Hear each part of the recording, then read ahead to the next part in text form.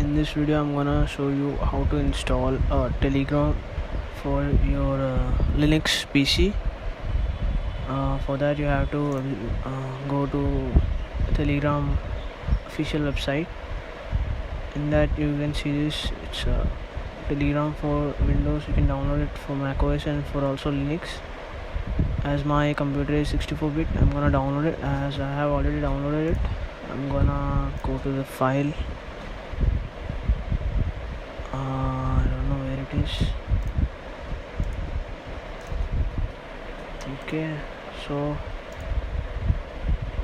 by clicking on it, it's gonna show up like this. So you have to do the extract process. It's a little bit of a easy process. You don't have to get confused with that. Just follow the instructions given on the screen and you will install that application, and that's it.